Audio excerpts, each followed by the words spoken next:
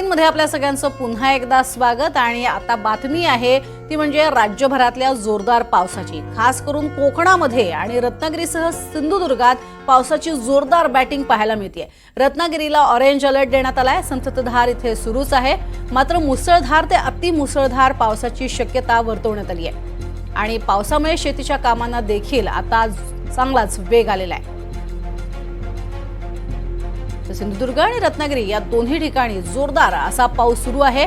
त्यातच orange alert देण्यात आलेला आहे रत्नागिरीला। गेल्या काही दिवसांपासून आपण पाहतो आहोत, ऑलमोस्ट 5 दिवसांपासून रत्नागिरीमध्ये जोरदार आणि धुमशान असं पावसाचं पाहायला मिळतंय। त्यातच ऑरेंज अलर्ट देण्यात आलेला आहे। सध्या संततधार सुरू आहे, मात्र दुपारपर्यंत पावसाचा जोर वाढेल असा अंदाज हवामान विभागानं वर्तवलाय। हवामान विभागानं दिलेल्या माहितीनुसार सिंधुदुर्ग आणि रत्नागिरी दोन्ही ठिकाणी जोरदार पाऊस असणार आहे। त्यातच काही ठिकाणी येलो अलर्ट, काही ठिकाणी ऑरेंज अलर्ट देण्यात आलाय।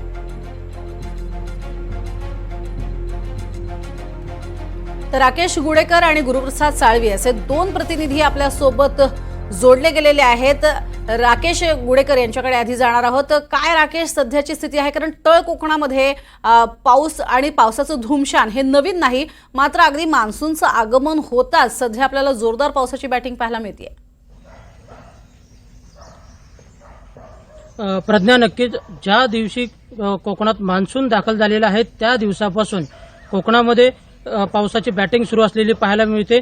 रत्नागिरी जिल्ह्यात सुद्धा सुरुवातीपासून म्हणजे मान्सून दाखल झाला त्या दिवसापासून धुवाधार बॅटिंग जी आहे ती रत्नागिरी जिल्ह्यात पावसाची होत असलेली पाहायला मिळते।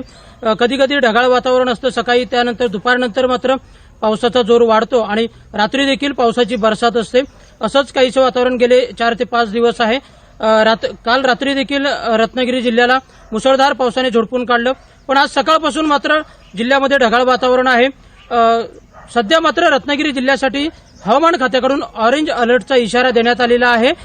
या कालावधीमध्ये म्हणजे उद्यापर्यंत ऑरेंज अलर्टचा इशारा देण्यात आलेला आहे। या कालावधीमध्ये जिल्ह्यात काही ठिकाणी मुसळधार ते अतिमुसळधार पाऊस पडण्याची शक्यता वर्तवण्यात आलेली आहे। काही ठिकाणी म्हणजे समुद्र ठिकाणच्या काही ठिकाणी ताशी 40 ते 50 किलोमीटर वेगाने वारे वाहण्याची देखील शक्यता वर्तवण्यात आलेली आहे। त्यामुळे प्रशासनाकडून खबरदारी देखील घेण्यात येत आहे। मात्र हा जो पाऊस होतोय तो शेतीच्या कामांसाठी चांगला आहे आणि या पावसामुळे शेतीच्या कामांना देखील वेग आलेला आहे।